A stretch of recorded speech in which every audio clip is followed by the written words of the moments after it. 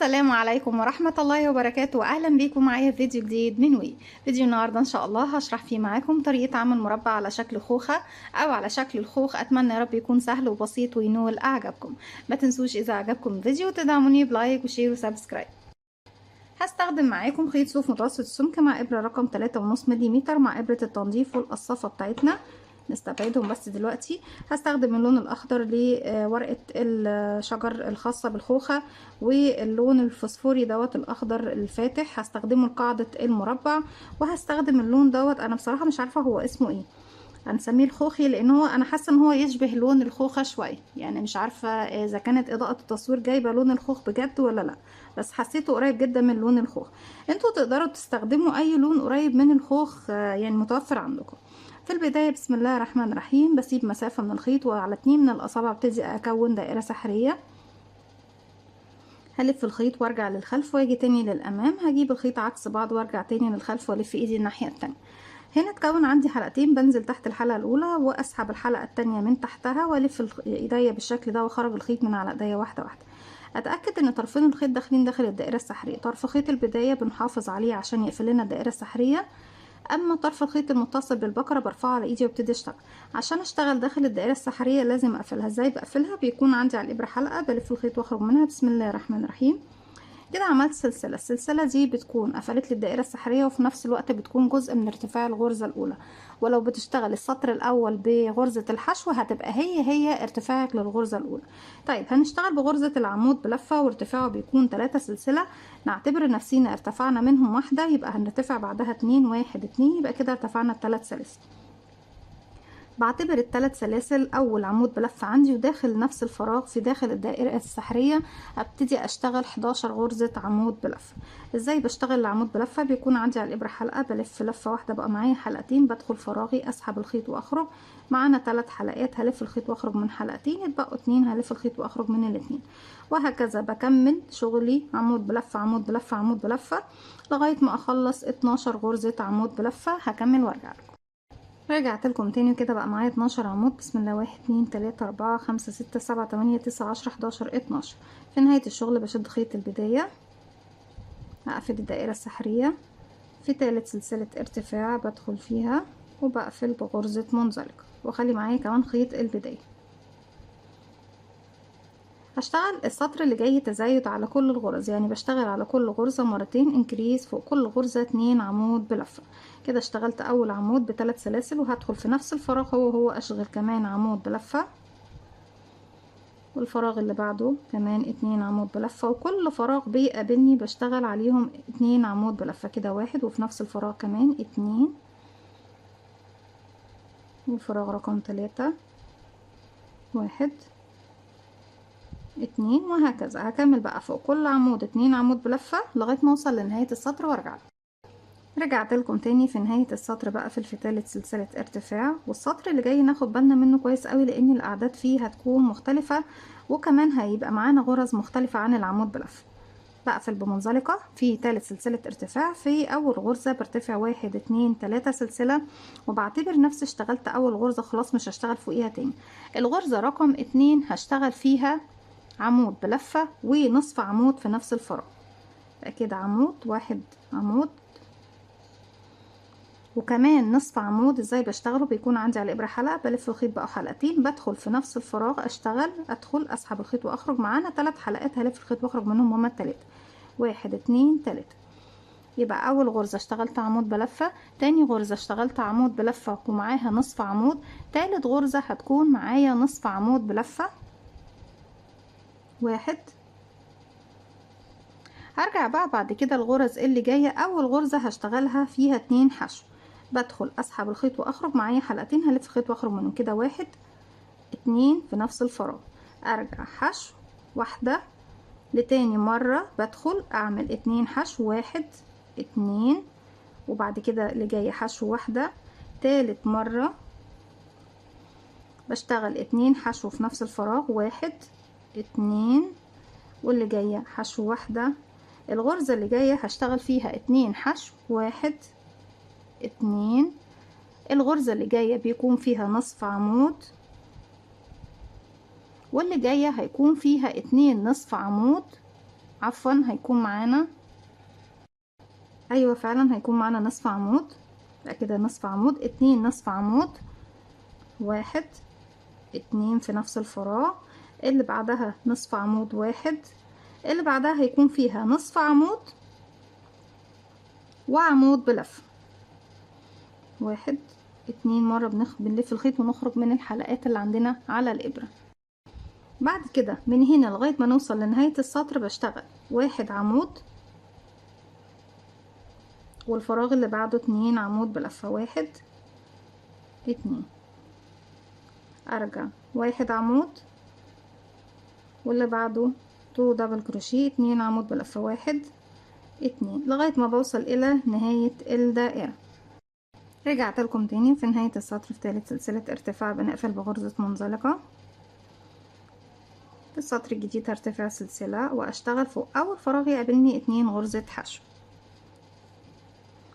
1 كمان مرة في نفس الفراغ، 2، الفراغ اللي بعده بشتغل فيه حشو واحدة، الفراغ اللي بعده 2 1 2، الفراغ اللي بعده هبتدي اشتغل انا هنا فين، هنا حشو، واللي بعدها كمان حشو، وبعد كده الفراغ اللي بعده 2 حشو، 1 2، ارجع حشو حشو 2 حشو، 1 2،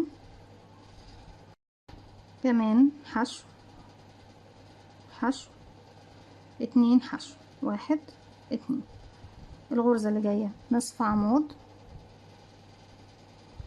واللي بعدها كمان نصف عمود، واللي بعدها 2 نصف عمود في نفس الفراغ، 1 كمان نفس الفراغ 2، الغرزة اللي جاية هيكون فيها عمود بلفة واحدة، اللي بعدها عمود بلفة واحدة، اللي بعدها هيكون فيها عمود باتنين لفة. بشتغله ازاي؟ بيكون عندي على الابرة حلقة، بلف 1 2، بدخل فراغي، اسحب الخيط واخرج، معانا على الابرة 4 حلقات، بلف الخيط واخرج من حلقتين، ارجع الف الخيط واخرج من حلقتين، ارجع الف الخيط واخرج من حلقتين.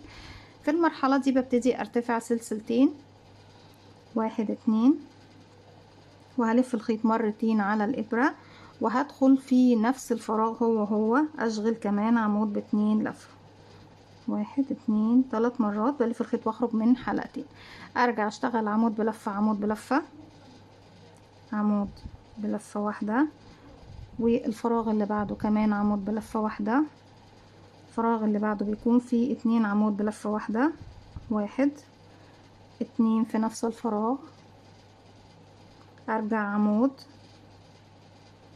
واللي بعده عمود، واللي بعده 2 عمود بلفة، 1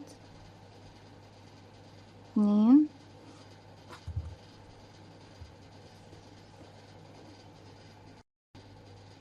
ارجع عمود، اللي بعده عمود، واللي بعده 2 عمود في نفس الفراغ، 1 2، كمان مرة عمود، اللي بعده عمود، واللي بعده 2 عمود في نفس الفراغ، 1 2، زي ما احنا شايفين اهو الشكل بتاعنا. نرجع عمود عمود عمود عمود، ارجع بعد كده بشتغل غرزة حشو، وبعد غرزة الحشو كمان عندها بعدها غرزة حشو، والغرزة اللي بعدها هيكون فيها 2 غرزة حشو، 1 2 في نفس الفراغ، والأخيرة 1 2 في نفس الفراغ، وبروح عند أول غرزة بس نجيب حرف الفي الخاص بيها اهي، وبقفل بغرزة منزلقة بالشكل ده اهو. شكل الخوخة بتاعتنا اتكون. في المرحلة دي خلاص الخيط باللون الخوخ ده هنسيب منه 10 سنتي ونبتدي نقص ايه، وبعد كده هنبقى بإبرة التنظيف نبتدي ننضف. ابتدي بلون القاعدة، بسم الله الرحمن الرحيم. انت فين بدايتك من نهايتك اهو. هسيب مسافة 10 سنتي عشان نقدر بعد كده ننضف، واقفلها عقدة بداية. طيب هنبتدي نشتغل منين يا بنات؟ هبتدي اشتغل من عند القاعدة هنا عشان اسهل عليكم المكان وتبقوا عارفين الاعداد. ببتدي فوق العمود باتنين لفة. بشتغل ايه؟ بشتغل غرزة حشو، ادخل اسحب الخيط واخرج، معايا حلقتين الف الخيط واخرج منهم. ارجع فوق السلسلتين هنا هشتغل ايه؟ هشتغل سلسلتين، واحد اتنين، واروح للغرزة اللي هناك دي اشتغل غرزة حشو بالشكل ده زي ما احنا شايفين. بعد كده هشتغل بعدها 8 غرزة حشو على 8 غرز، واحد اتنين تلاتة أربعة خمسة ستة سبعة تمانية. بعد ما اشتغلنا 8 غرزة حشو، طبعا بعد ما عملت الزاوية اللي في الجزء دوت هنشتغل ايه؟ هشتغل نصف عمود في الغرزة اللي بعدها،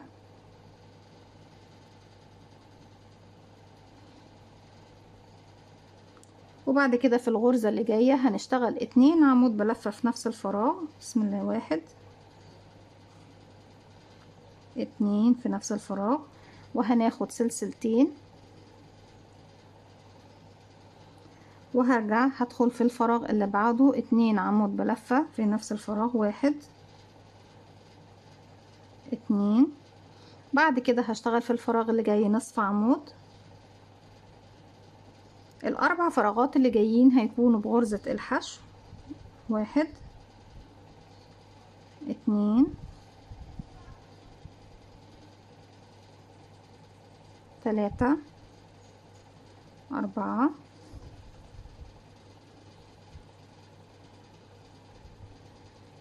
ارجع هشتغل نصف عمود.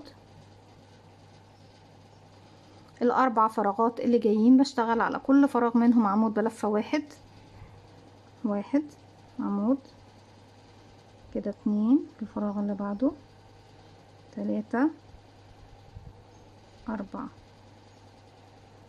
الفراغ اللي جاي بشتغل فيه 2 عمود بلفة في نفس الفراغ،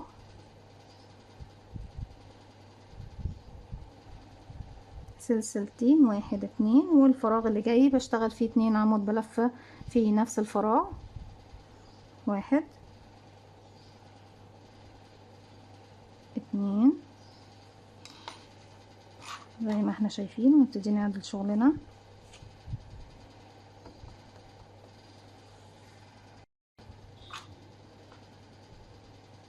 بعد كده هشتغل على الغرز اللي جاية 8 غرز حشو، واحد، ده مكان توصيل غرزة المنزلقة ما بشتغلش فيه، اتنين تلاتة، بدخلوا معايا خيط البداية اهو اللي انا بخفيه ده، أربعة خمسة ستة سبعة تمانية. بعد كده بشتغل عمود عفوا،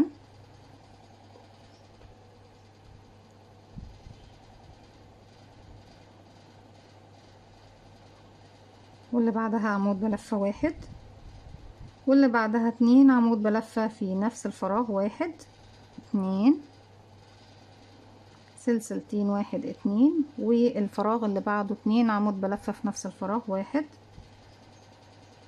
اتنين،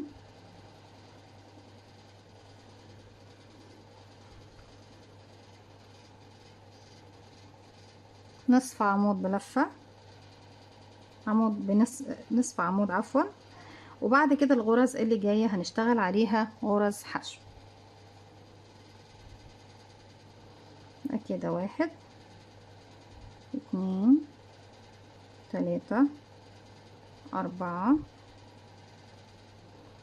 خمسة، متدخليش معايا، ستة سبعة تمانية، بالشكل ده اهو. نكمل الغرزتين اللي في الاخر بشغلهم مع بعض، يعني بدخل اسحب الخيط واخرج، وادخل اسحب الخيط واخرج، معايا على الابره 3 حلقات، الف الخيط واخرج منهم هما التلاتة مع بعض. هدخل بقى فوق اول غرزه اشتغلتها واقفل بغرزه منزلقه بالشكل دوت. خلاص الخوخه بتاعتنا، شكل الخوخه هنا هيكون اوضح. احنا كده كونا شكل الخوخه اهو. المرحلة اللي جاية هنبتدي بقى نشتغل المربع بشكل طبيعي. هشتغل السطر الاول اللي جاي دوت بغرزة النصف عمود،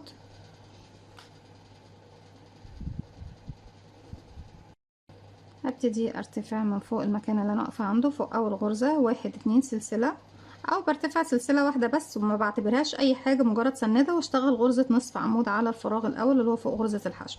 هلاقي عندي هنا بقى السلسلتين اللي كانوا عندي تحت هنا، هدخل اشتغل فيهم 2 نصف عمود، 1 2 سلسلتين او سلسلة 1 2، وكمان في نفس الفراغ 1 2 نصف عمود.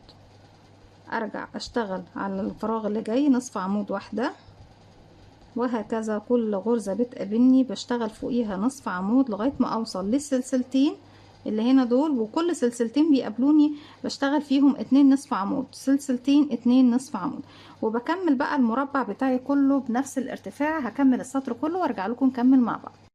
رجعت لكم تاني، وفي نهاية السطر قفلت بغرزة منزلقة في اول غرزة اشتغلتها فوق اول غرزة نصف عمود. بالشكل ده برتفع 3 سلسلة، بعد كده بقى 1 2 3، واعتبر نفسي اشتغلت فوق اول غرزة نصف عمود بغرزة عمود بلفة، وفوق كل غرزة بتقابلني بدخل وبشتغل غرزة عمود بلفة واحدة على مدار السطر كله. فوق السلسلتين بشتغل 2 عمود 2 سلسلة 2 عمود بلفة، بكرر بنفس الطريقة دي لغاية ما اوصل لارتفاع المربع اللي انا حباه. طيب في المرحلة دي هنبتدي بقى نعمل الجزء اللي هي الجذور بتاعتها او الفرع بتاعها، وكمان ورقة الشجر. لو عندكم لون بني او اي لون قريب من البني نبتدي نكون بيه المكان ده.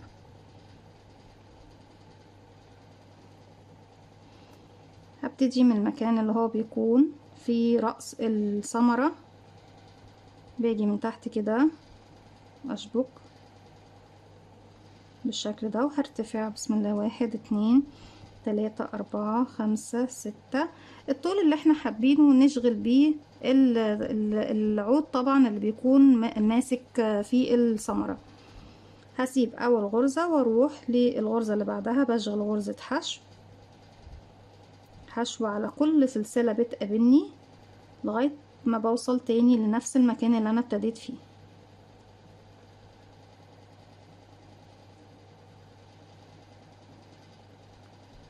دي اول غرزة اهي، خلاص. وارجع تاني للمكان ده بقى، انا عايزة خلاص امسك في المكان هنا واروح لتحت الغرزة اللي جنبها واقفش بغرزة منزلقة. يبقى احنا كده عملنا ايه يا بنات؟ عملنا، بس عايزة اسحب الخيط ده شوية بس مش عارفة هو مشدود في ايه اهو. بالشكل ده عملنا الجزء اللي هو طبعا ايه الجزء الخشبي اللي بيكون معانا في الثمرة. بسيب 10 سنتي من الخيط، اسحب 10 سنتي من الخيط وابتدي اقصه، وابتدي اسحب بقى الخيوط دي من الخلف، وبإبرة التنظيف في النهاية بننضفها. كده احنا عملنا الجزء اللي هو بيكون، انا بس مش عارفة هو اسمه غصن، لا هو مش غصن، احنا مش على شجرة. الجزء اللي هو بيكون ماسك في الثمرة زي ما احنا شايفين.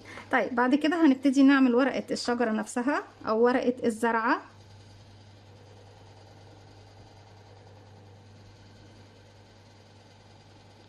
بنبتدي نشبكها في الغصن ده نفسه بالشكل ده اهو، وبرضك بمنزلقة، وده هيكون مكان البداية عندي.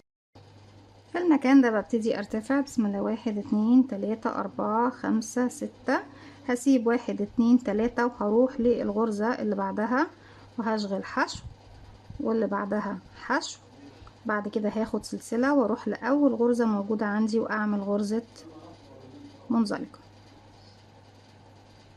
عاوزة اروح للجهة المقابلة، هشتغل بقى ايه الجهة المقابلة من الورقة بتاعتي، هنروح اشتغل غرزة حشو من نفس، عفوا بس الكاميرا فصلت، في نفس الفراغ بدخل وبشغل غرزة حشو، بعد كده الفراغ اللي بعده بشغل عمود بلفة، وبعد اول عمود بلفه شغلته هروح للمكان ده الغرزه اللي انا عندها بالظبط، بدخل من تحت كده بالشكل ده، هسحب الخيط من تحت الحلقه دي ومن تحت الحلقه اللي عندي على الابره، مجرد بس ان انا بشبك ورقه الشجر معايا في المربع. في نفس الفراغ بشغل 2 عمود بلفه، بسم الله، 1 2 وكمان غرزه حشو. بعد ما خلصت غرزه الحشو بروح اشغل غرزه منزلقه، والسلسله اللي بعدها كمان منزلقه. بالشكل ده بتكون خلصت معايا الورقه. بلف الخيط وبسحب بالشكل دوت من الحلقه اللي عندي على الابره.